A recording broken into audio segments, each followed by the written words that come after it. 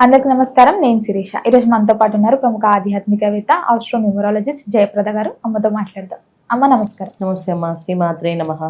అమ్మ, ఈ 2025 సంవత్సరం అయిపోయింది. 2026 ఆంగ్ల సంవత్సరం ప్రారంభమైంది. ప్రతి ఒక్కరికి ఉండేదే తమ రాశి వారికి ఈ సంవత్సరం అంతా ఎలా ఉండబోతుందని. సో ముఖ్యంగా చూసుకుంటే వృశ్చిక రాశి వారికి ఈ ఇయర్ లో ఎలా ఉండబోతుంది అంటారు? ఎలాంటి జాగ్రత్తలు తీసుకోవచ్చు అంటారు? తప్పకుండా అమ్మా. వృశ్చిక రాశి వాళ్ళకి ఈ సంవత్సరం ఫలితాలు మనం తీసుకుంటే ఉగాది నుంచి వీళ్ళ ఫలితాలు మనం తప్పకుండా అన్ని చెప్తాం. అయితే ఏంటంటే ఈ ఆంగ్ల నూతన సంవత్సర ఫలితాలు ఎప్పుడు కూడా ఏంటంటే మనకు విశ్వవసునామ సంవత్సరం ఉంటుంది ఇంకా. సో కానీ చాలా మంది ఏంటంటే జనవరి నుంచి డిసెంబర్ దాకా ఎలా ఉంటుంది అనేది తెలుసుకోవాలని ఆలోచన ఎక్కువగా ఉంటుంది కనుక చెప్తున్నాం మనం. ఇది దీంట్లో మనం తీసుకోవాల్సిన ఏంటంటే గ్రహాలు పెద్దగా ఏం మార్పు లేదు ఈ సంవత్సరం. జనవరిలో మార్పు అనేది మనకి ఏ గ్రహాలకు మారవట్లేదు. రాహు అదే సేమ్ ప్లేస్లో ఉన్నారు.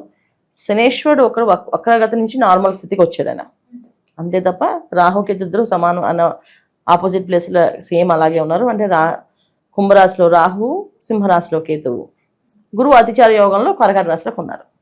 వీళ్ళు ఈ రాశి యొక్క ప్రభావాలు దీనికి మాత్రం ఎటువంటి ఫలితాలు ఇస్తాయంటే అన్ని మిశ్రమ ఫలితాలు ఇస్తారు వీళ్ళు. ఎందుకంటే ఇక్కడ గురువు భాగ్యస్థానంలో అనిపించినప్పటికీ కూడా వీళ్ళకి భాగ్యస్థానంలో గురువు ఉండడం వల్ల వీళ్ళకి ఒక అదృష్టం ఏంటి అంటే పితృదేవతల ఒక అనుగ్రహం కలిగి సంతాన భాగ్యం లేని వాళ్ళకి ఈ సంవత్సరం సంతానం కలిగే అవకాశం ఉంటుంది. ఇది పెద్ద శుభవార్త వీళ్ళకి. ఎంత మంచి శుభవార్త అంటే ఇంకా సంతాన భాగ్యమే రాదేమో, సంతానం కలిగే అవకాశం అంటే ఇంట్లో సంతానం, సత్సంతానం యోగం, అలాంటి యోగాలు కలిసే యోగం. తర్వాత వివాహాలు అవ్వట్లేదు అనుకునే వాళ్ళకి వివాహాలు అయ్యే అవకాశం ఈ సంవత్సరంలో ఉంది. ఇంకా మిగతా ఎవరికి ఇంకా అంటే విద్యార్థులకి కాస్త కొత్త చదువులు చదవాలనుకున్న వాళ్ళకి, అంటే కొత్త ప్రొఫెషనల్గా నేను ఎదగాలి, నేను ఈ రంగంలో నేను సాధిద్దాం అనుకుంటున్నాను, నాకు ఎప్పుడు ర్యాంక్ రాకుండా ఒక 5%, 5% తగ్గిపోతుంది అని అనుకునే వాళ్ళకి ఆ పర్సంటేజ్ అనేది ఎక్కువ వచ్చి వీళ్ళు పాస్ అయ్యే అవకాశం ఎక్కువగా కనిపిస్తుంది. సో విద్యార్థులకి అనుకూలంగా ఉంది.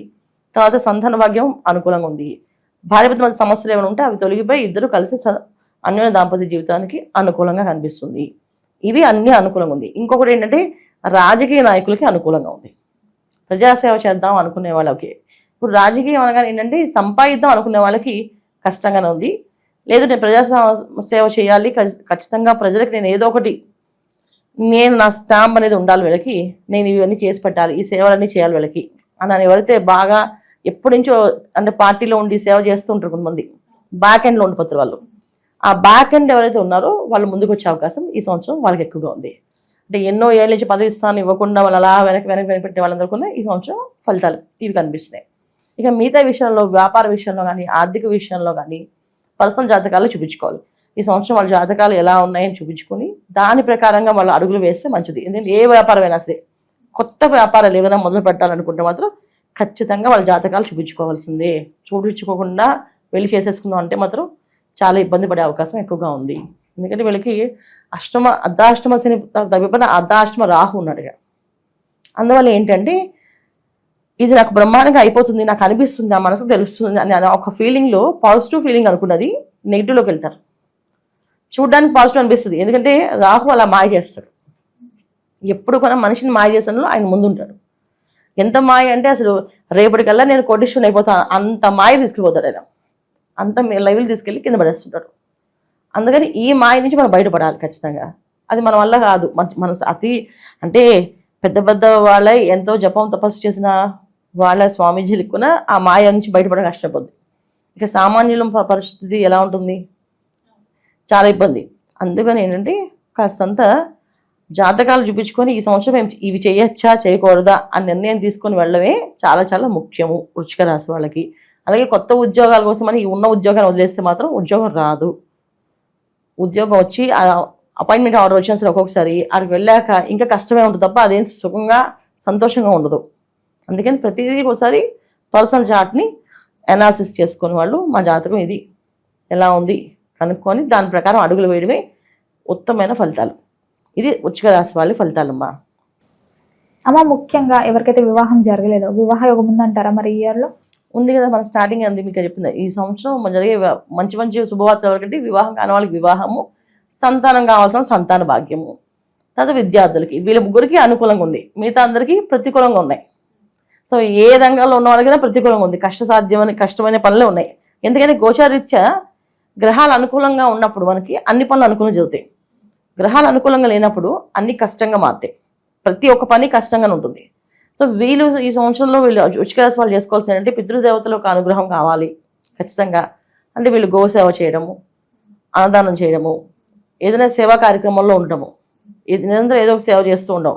ఇప్పుడు కొంతమంది మంచినీళ్ళు పంచుతూ ఉంటారు, అలా చేయడము, కొంత బట్టలు పంచుతుంటారు, కొందరు లేని వాళ్ళ పిల్లలకి పుస్తకాలు, పెన్నులు, తర్వాత బట్టలు కొనిస్తుంటారు. ఇలాంటి పనుల్లో వీళ్ళు ఎక్కువగా చేయడం వల్ల ఈ సంవత్సరం అంతా అంటే సేవ ఎక్కువగా చేయాలి, మిగతా అని తక్కువ చేయాలి. అప్పుడు వీళ్ళు బాగా కలిసి వస్తుంది. అమ్మ ముఖ్యంగా ఇట్లాంటి సేవలు చేసేటప్పుడు మనము అమావాస్య తిథులు అని అంటాం కదా, సో ఇట్లాంటి తిథులు ఏమైనా ఉన్నాయా? ముఖ్యంగా ఇట్లాంటి రోజులలో మనం ఇట్లాంటి దానాలు చేస్తే బాగుంటుందని. ఖచ్చితంగా ఉంటాయి. ప్రతి సంవత్సరం ప్రతి నెల మనకు ఉంటుంది ఒక్కొక్క తిథి రోజున. అయితే వృశ్చిక రాశి వాళ్ళకి ఏ రోజైనా వాళ్ళు సంపాదించిన దాంట్లో ఈ సంవత్సరం అంతా అంటే వృశ్చిక రాశి వాళ్ళు అందరూ వినండి, ఈ సంవత్సరం మీరు సంపాదించిన దాంట్లో 10% పక్కన పెట్టుకోండి. ఈ 10%లో దేవుడు ఒక దర్శనాలకి, తర్వాత అన్నదాన సేవలకి, అంటే ఉచిత సేవలకి, ఏదో సేవకి ఇవ్వడం. ఒక అమ్మాయికి వివాహం కావట్లేదు, ఆ వివాహాన్ని సాయం చేయడం. మీకు ఎంత తోస్తే అంతే ఇవ్వండి, ఇంత నాకు అంతేగాని లోపత్వం చూపించకూడదు. ఇప్పుడు 1,00,000 రూపాయలు సంపాదించే అతను నాకు 500 నాకు నేను ఇవ్వగలని చెప్పి ఇస్తే ఇది సేవ కింద రాదు. అదేమవుతుంది మనకి, అది చార్టీ కింద రాదు. ఏమవుతుంది, అనుకునే వాళ్ళకి వేసినట్టు వస్తుంది. మనం అనుకునే వాళ్ళకి వేయకూడదు అండి. ఎవరికైనా సాయం చేయాలి. ఈ సంవత్సరం వీళ్ళు ఎవరికి సాయం చేస్తారో 100 రెట్లు ఫలితం వస్తుంది. ఎంత సాయం చేస్తే దానికి రెట్టింపు వస్తుంది. సాయం అనేది ఎప్పుడు కూడా లోభత్వం చూపించుకొని చేస్తేనే వస్తుంది. మనస్ఫూర్తిగా అమ్మో ఇంత ఎవరిస్తారు, ఇంత సాయం ఎవరు చేస్తారో నేను చేయలేను అని అనుకోకూడదు. చేస్తే అనుకూలంగా వీళ్ళకి మారుతుంది. ఎందుకంటే ఈ సంవత్సరం 9th హౌస్లో గురువు ఉండడం వల్ల పితృదేవతలకు అనుగ్రహం ఉంటుంది. పితృదేవతలు అంటే ఏంటంటే మనకి మన తరాల్లో మన పెద్దవాళ్ళు ఎవరైతే చనిపోయి ఏదో ఒక కోరికలతోటో, లేకపోతే ఏదో ఒక బాధతోటో, ఏదో ఒక వాంఛతోటో చనిపోయి ఉంటారు. వాళ్ళందరూ ఏంటంటే పితృలోకంలో పైన ఒక లోకం ఉంటుంది వాళ్ళకి. ఆ లోకంలో ఏంటంటే మీ వాళ్ళు ఎవరైనా ఏదైనా సేవ చేస్తే మీకు అది వస్తుంది. కొంతమంది అకాల మరణాలు జరుగుతుంటాయి. కొంతమందికి ఏంటంటే కొడుకులు ఉండరు, కూతుళ్ళే ఉంటారు, సరిగా కార్యక్రమాలు జరగవు వాళ్ళకి. చాలామంది ఏంటంటే ఇప్పుడు బ్రాహ్మణులతో చేపించేస్తుంటారు, వాళ్ళు సరిగా చేయరు. వాళ్ళు ఏంటంటే ఆ సమయానికి ఏదో వాళ్ళ ముందు ఏదో 2-3 మంత్రాలు చదివి ఏదో చేసామని చేస్తారని అది కూడా సరిగా వెళ్ళదు వాళ్ళకి. అలాగ ఉన్న వాళ్ళందరూ కూడా పైన ఉంటారు. అయితే ఆ వంశంలో ఎవరో ఒకరు వచ్చి మాకు నీళ్ళు పోయిపోతారా ఏదో చూస్తుంటారు. అంటే ఇప్పుడు ఎవరో తాత అనుకోండి, ఏదో 4 ఫాదర్స్ తర్వాత 5 ఫాదర్స్ అలా మొత్తం ఆ ఇంటి వంశాన్ని చూస్తూ ఉంటారు వాళ్ళు. ఎవరో ఒకరు ఉత్తములు రాడా మా వంశానికి, ఆయన ఈ కార్యక్రమాలన్నీ చేయడా, మేము ఉత్తమ లోకాలకు వెళ్ళమా, అలా ఉత్తమ లోకాలకు వాళ్ళు వెళ్తే మనకి ఆశీర్వదిస్తారు. వాళ్ళు ఆశీర్వదిస్తే ఏంటంటే పితృదేవతలకు అనుగ్రహం మనకుంటే ఏమవుతుంది అంటే మన ఆస్తులు నిలబడతాయి. చాలామంది ఏంటంటే మేము బాగా సంపాదిస్తామండి కానీ ఒక ఇల్లు కొనుక్కోలేపాం, ఒక ఇల్లు కట్టుకోలేకపోయాం అని అంటుంటారు. ఎందుకంటే పితృదేవతలకు అనుగ్రహం లేకపోతే ఇల్లు కట్టుకోవడం అనేది జరగదు. ఆస్తులు నిలబడవు. చాలామంది మాకు బోళ్ళంత ఆస్తి ఉంది అంతా పోయిందండి అంటారు. ఆస్తులు నిలబడవు. వాళ్ళకు అనుగ్రహం ఉంటే మనకు ఆస్తి వస్తుంది. అందుకని వీళ్ళు ఏంటంటే ఈ సంవత్సరం అంతా ఎంత సంపాదిస్తారో దాంట్లో 10%, 5% దైవ దర్శనానికి, ఒక 5% చారిటీకి. ఇది ప్రతి నెల పెట్టాలి.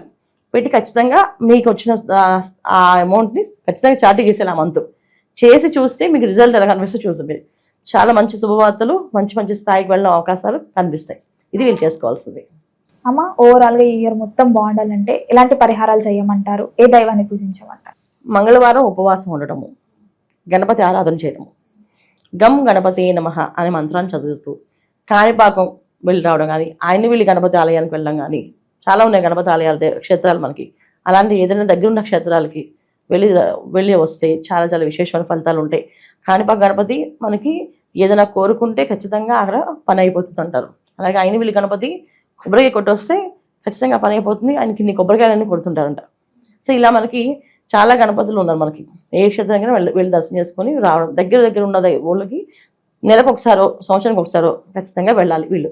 ఇది వీళ్ళు చేసుకోవాల్సిన పరిహారాలు. అమ్మ ఓవరాల్గా 2026లో వృశ్చిక రాశి వారికి ఎలా ఉండబోతుందో తెలియజేసినందుకు ధన్యవాదాలు. నమస్తే మా శ్రీమాత్రే నమః.